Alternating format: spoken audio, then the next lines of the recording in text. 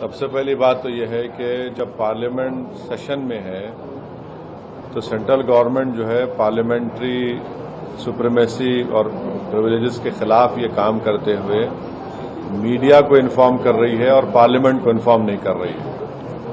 Parliament جب چل رہا ہے تو سرکار کا کام یہ کہ امیڈیٹلی آپ پارلیمنٹ کو انفارم کرتے بجائے اس کے کہ آپ نے میڈیا کو لیک کیا۔ اب جو میڈیا نے رپورٹ کیا اس کی بنیاد پر میں یہ کہہ سکتا ہوں کہ یہ جو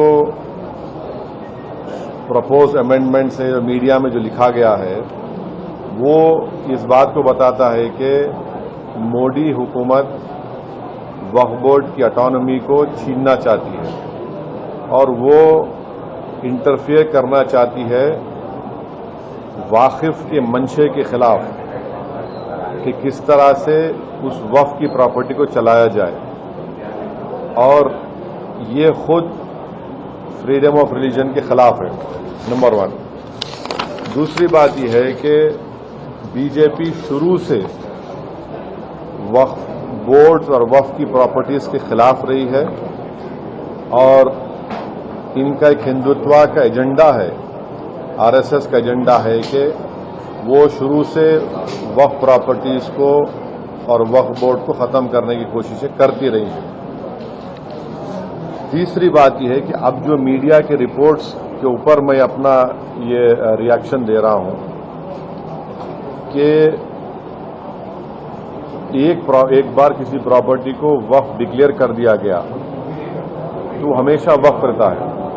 تو وقف ایکٹ جو ہے 54 کا ہے اور 96 کا ہے، جو 96 کا ایکٹ تو 2013 میں امینڈ کیا گیا، وہ سروے کمشنر کو پاورز دیتا ہے، اور سروے کمشنر کو اپائنٹ کون کرتی ہے؟ State government. تو سروے کمشنر وقف پراپرٹیز آئیڈینٹیفائی کرتا، اس کے بعد لسٹ آف وقف پریپیئر ہوتی ہے سروے کمشنر کی طرف سے، اور وہ سروے کمشنر جو اسٹیٹ گورنمنٹ کا اپائنٹی ہے اس کو اسٹیٹ گورنمنٹ کو بھیجاتا، اور state government gazette notification issue کرتی ہے۔ تو گزٹ نوٹیفکیشن خود ایک افیشیل ایکٹ ہے، اور اگر گزٹ نوٹیفکیشن 1 سال تک چیلنج نہیں ہوتی تو وہ فائنل ہو جاتی ہے اور نیچر آف وقف ہو جاتا ہے۔ اس کو یہ لوگ چینج کرنا چاہتے ہیں، یعنی جو پہلے سے وقف ہو چکی ہیں پراپرٹیز اب دوبارہ ان کو اسٹیبلش کرنا پڑے گا کہ یہ وقف ہے، یہ امپاسبلٹی ہے۔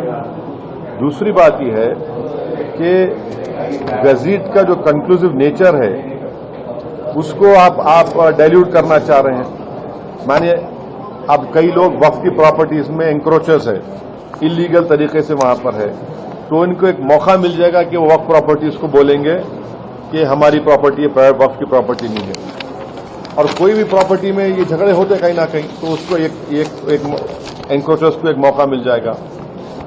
تیسرا نیوز رپورٹ یہ بولتا ہے کہ امینڈمنٹ ان اسٹیبلشمنٹ اور کمپوزیشن آف وقف بورڈ، تو یہ ایکٹ خود یہ بولتا ہے کہ ہر اسٹیٹ میں ایک وقف بورڈ ہونا چاہیے، اور بورڈ رسپانسبل ہوگا اس کے ایڈمنسٹریشن اور مینجمنٹ آف وقف پراپرٹیز کے لیے۔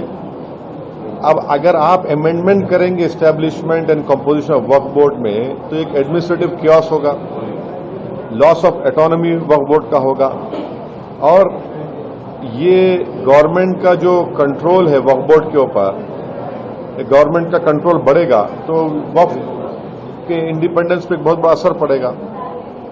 چوتھی بات اس میں یہ ہے کہ وقف ٹریبیونلز ہے۔ اب یہ جو میڈیا رپورٹ یہ بول رہا ہے کہ گورنمنٹ ان ٹرائیبیونلز کو ڈائلیوٹ کرنا چاہتی ہے، اب یہ ٹرائیبیونلز کے پاورز کو اب ڈائلیوٹ کر دیں گے تو پھر یہ کیسز کا کیا ہوگا؟ ان ایفیکٹو انفورسمنٹ ہوگا۔ پانچویں بات جو میڈیا رپورٹس کے اوپر میں بول رہا ہوں آپ کو، اس میں لکھا گیا کہ اگر کوئی ڈسپیوٹڈ پراپرٹی ہے تو ڈسپیوٹڈ پراپرٹی کا یہ لوگ بولیں گے نہیں پراپرٹی ڈسپیوٹڈ ہے، اس کا سروے ہم کرائیں گے۔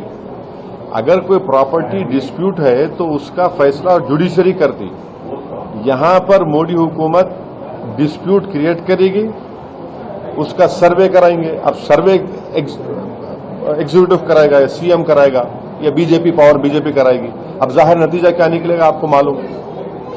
تو یہ بھی ایک طریقہ ہے اس ڈسپیوٹڈ پراپرٹیز کو ڈسپیوٹ بنانا پہلے، फिर सर्वे कराना उसका और सर्वे में रिपोर्ट लिख देना कि नहीं ये वक्फ नहीं है। ऐसे कई मस्जिद दरगाहें हैं हमारे भारत में जहां पर बीजेपी आरएसएस ये क्लेम करती है कि वो दरगाह और मस्जिद नहीं है। तो जो पावर जुडिशरी का है वो एग्जीक्यूटिव छीनना चाह रहा है उसको। और एक बात जो मीडिया रिपोर्ट्स के मालूम ये हो रही है